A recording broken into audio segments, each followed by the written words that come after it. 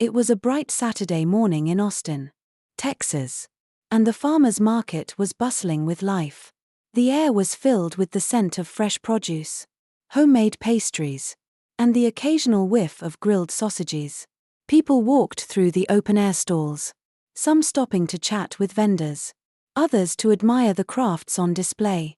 The sounds of laughter, chatter, and the clink of coins filled the space, making it feel like a community gathering more than just a shopping experience.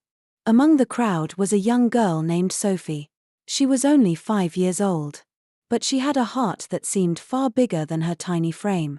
She was walking hand in hand with her parents, Laura and John, her wide eyes taking in the colors, the people, and the animals. Sophie had always been an observant child, noticing the things that others often overlooked. It was this very sensitivity that drew her attention to a particular sight that day. At the far edge of the market, near a stall selling fresh flowers, Sophie stopped in her tracks.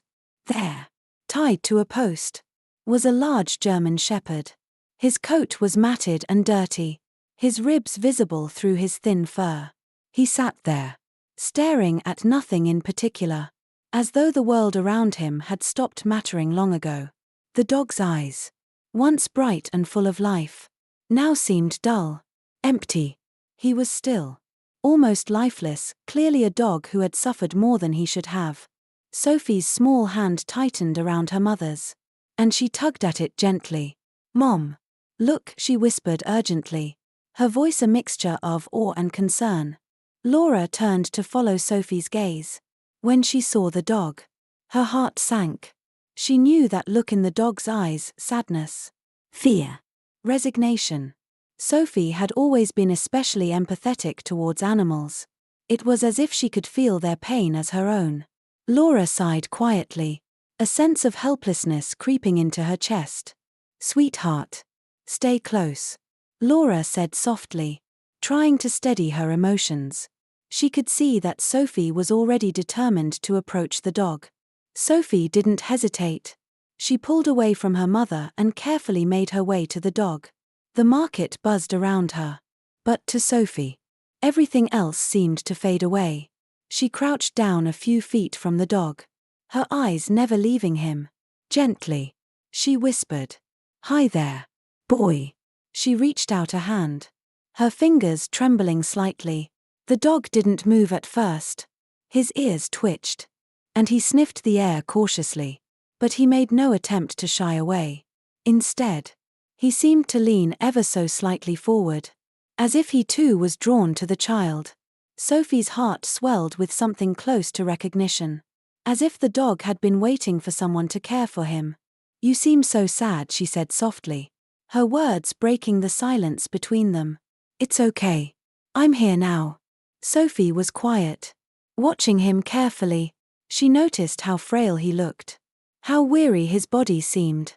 The dog's eyes seemed to plead for something, anything that might bring him some relief from the suffering he had endured. Sophie didn't know exactly what had happened to him, but she could sense his pain as if it was her own. She knew he needed help. As Sophie sat beside the dog, Laura walked up behind her, observing her daughter's gentle approach. She saw how Sophie's tiny hands shook as she extended them toward the dog. Despite the dog's apparent fear, he didn't pull back. Instead, he leaned closer to her touch. The bond was forming in that moment. Sophie felt it in her chest. This deep, undeniable connection. At that moment, Laura caught the eye of the vendor at the nearby stall. He was busy, his back turned to the dog as he attended to customers. But when Laura looked closely, she saw a deep indifference in his posture. The dog wasn't his priority. He was just another object to him. Sophie didn't hesitate. She stood up and approached the man, her voice small but steady. "Excuse me, sir," she said, her eyes meeting his briefly. "Is this your dog?" The man barely glanced at her. He seemed irritated by the interruption, but he nodded without much thought. "Yeah, he's mine. But he's no good. No one wants him. He's just taking up space here." Sophie's heart sank as she processed his words. The dog wasn't wanted. He wasn't even worthy of care or attention. According to the vendor, Sophie felt a wave of anger rise in her chest. But she forced it down. She looked back at the dog, her eyes brimming with empathy. "Can I pet him?" she asked softly, her voice almost pleading. The man shrugged, dismissing her request with a wave of his hand, his attention already back on the stall.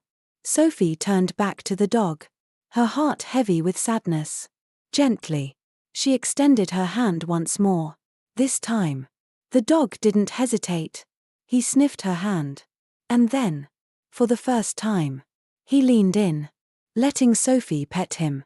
A small, faint wag of his tail followed, and Sophie felt a rush of warmth in her chest. It was as though he was saying thank you, as though the simple act of being seen, of being acknowledged, meant more to him than words could express. From that moment, Sophie made a silent promise to the dog. She would come back. She would be his friend. And somehow, she would make sure he was safe. Little did she know, this would mark the beginning of a deep, transformative bond between her and the dog. A bond that would change not only their lives but also the lives of her parents.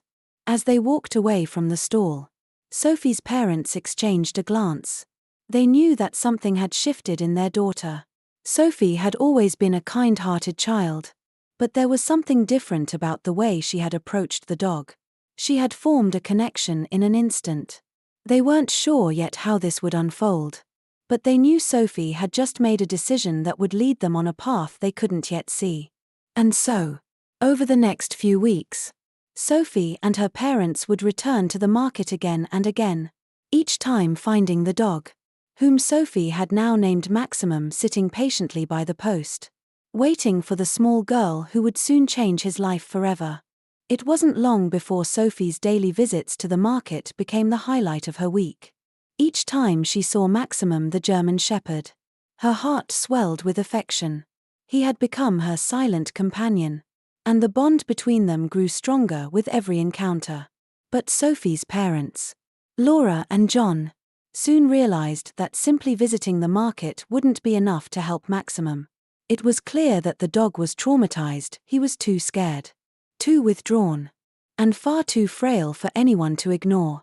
After some discussions and research, they decided it was time to take the next step.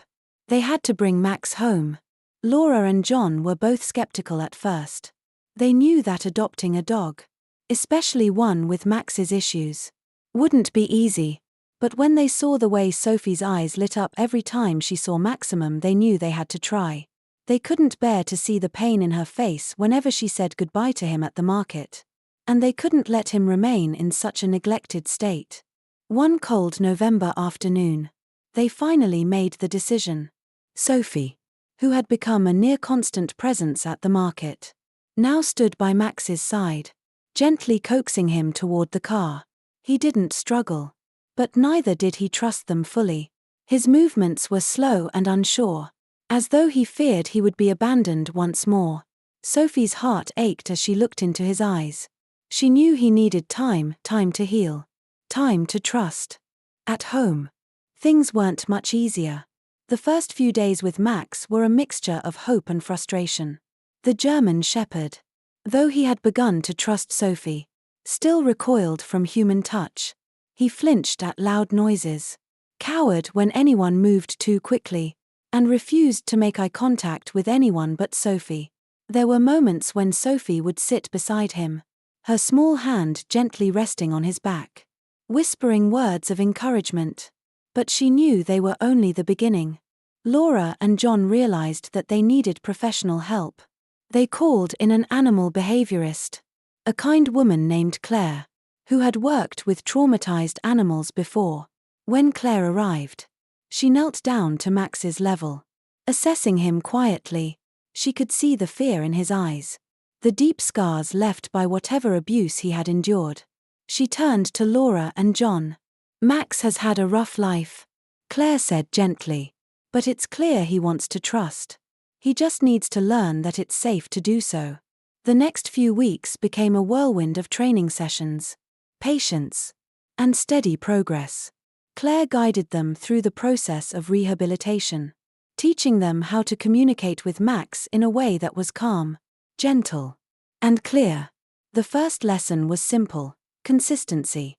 Dogs like Max needed to know what to expect. Any sudden movements or loud noises would only reinforce his fears. Sophie, eager to help, was the most consistent of them all. Every morning, she would wake up early to give Max his breakfast, her voice soft and steady as she fed him. She learned how to approach him slowly, to speak in calm tones, and to let Max come to her instead of forcing interaction.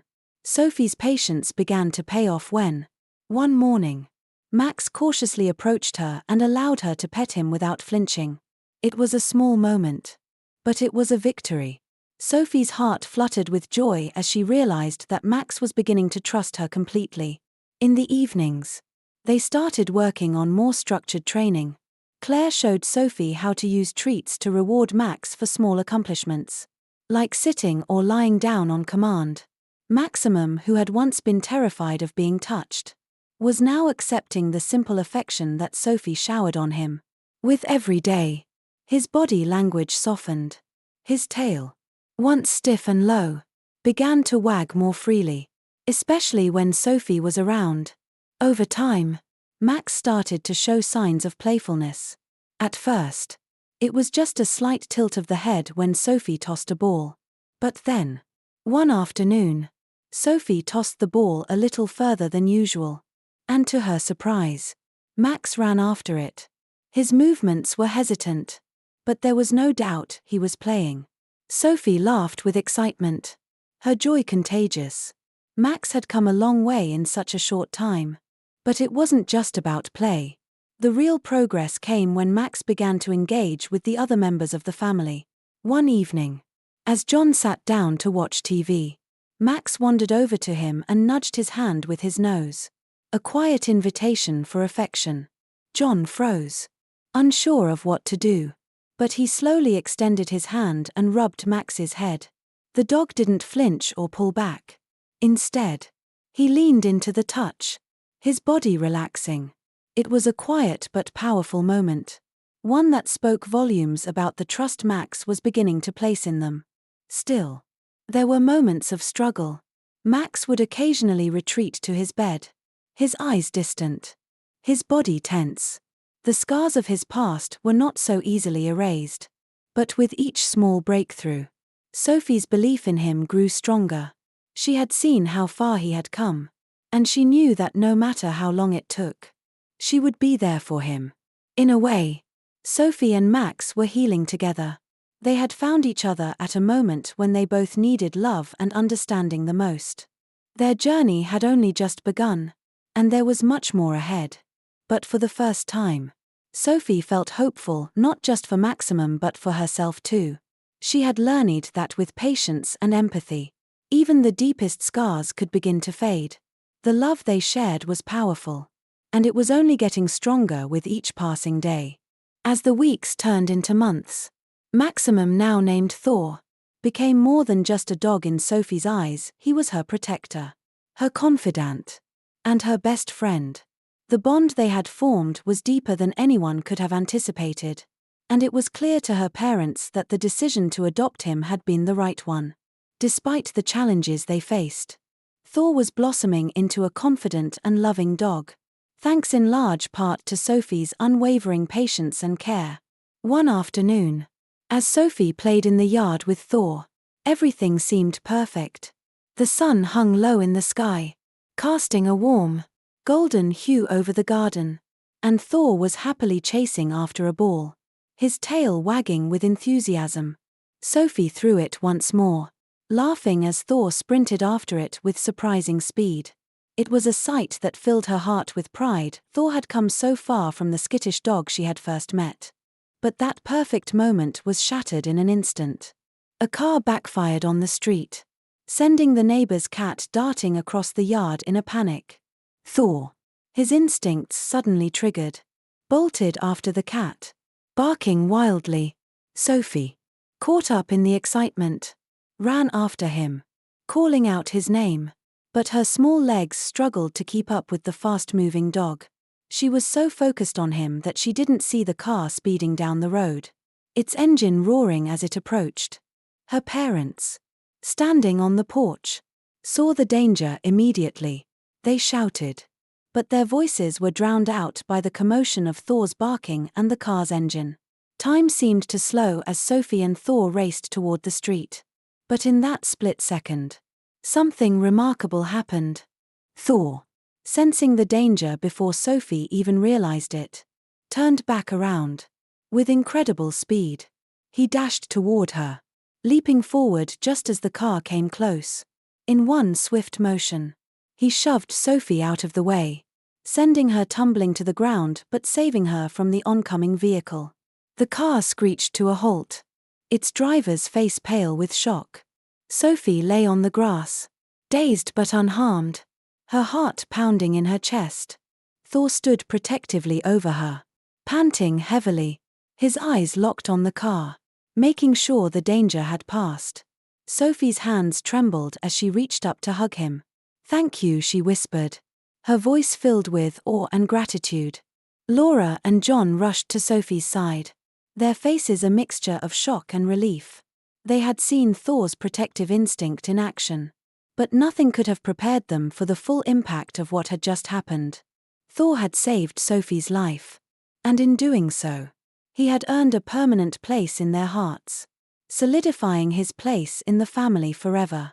As Sophie clung to him, she felt a new wave of love for Thor, who had risked everything to protect her.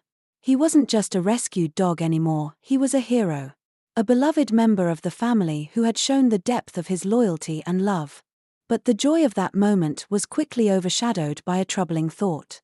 Sophie's parents had always known that Thor's past would catch up with them one day. And that day had arrived. It started with a chance encounter at the park.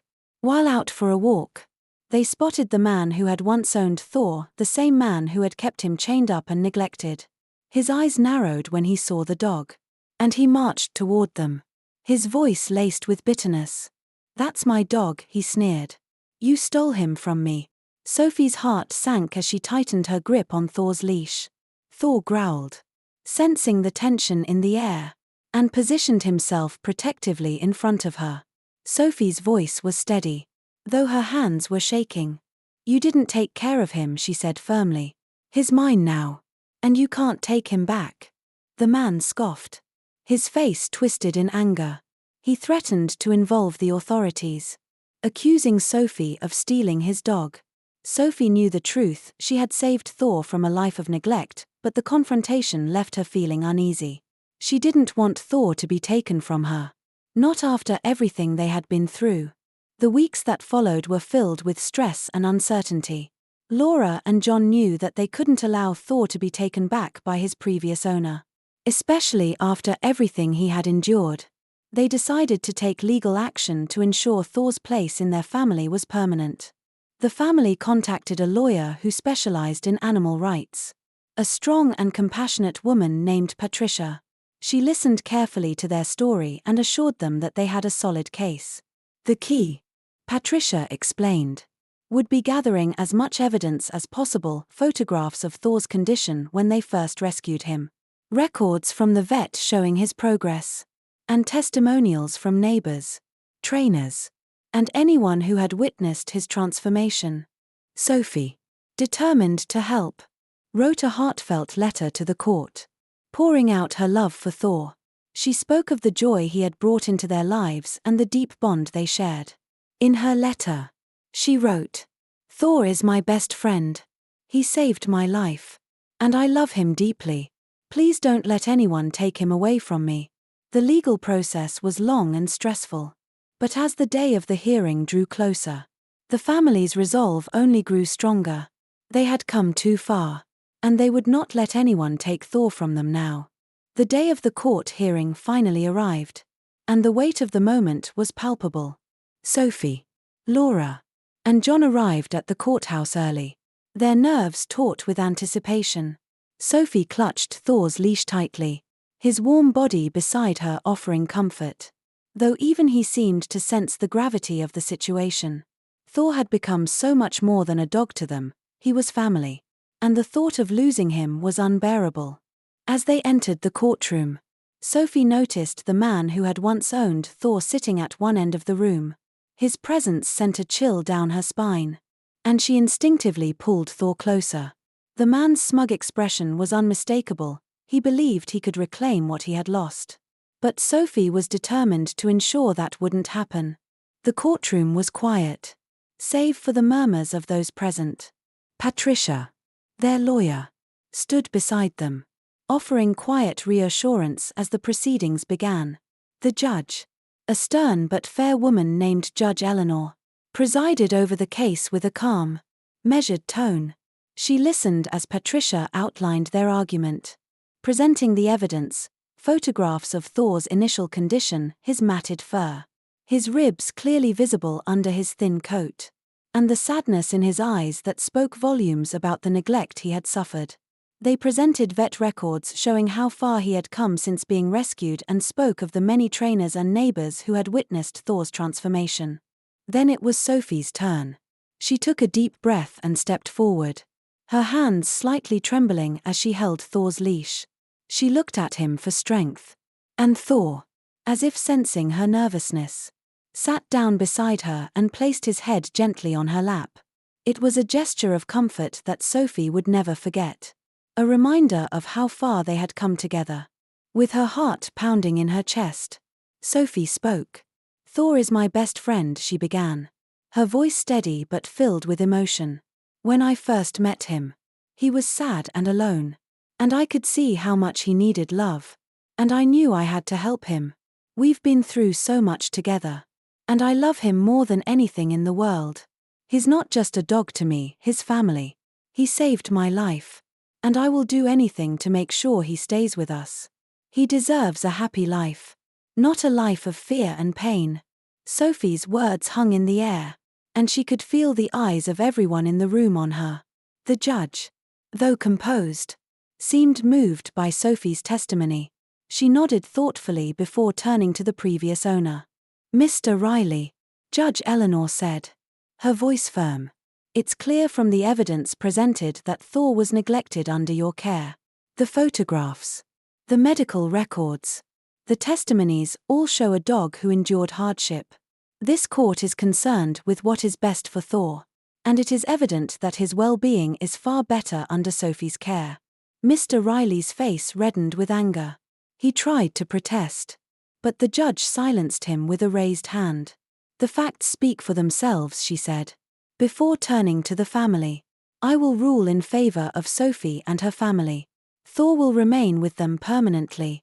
Sophie's heart soared, and for a moment, she could hardly believe what she was hearing. She reached down to hug Thor, who responded with a soft whine, as if he, too, understood the importance of the moment. Laura and John exchanged a look of relief and joy, their faces lighting up with pride. But the story didn't end there. The following week, news of the court's decision spread through the local community. And what happened next was something Sophie could never have predicted. The court had ordered an investigation into Mr. Riley's past behavior. And what they uncovered was both shocking and validating. It turned out that Mr. Riley had a history of neglecting and mistreating animals. And several other cases were brought to light, all pointing to the same cruel pattern. As word of this spread, the community rallied behind Sophie and her family. Neighbors who had seen Thor's transformation came forward with statements, offering their support. The local animal shelter organized a fundraiser in Thor's honor, raising money to help other dogs in need. People from all over sent letters of encouragement, and even strangers stopped Sophie in the street to tell her how much they admired her dedication to Thor.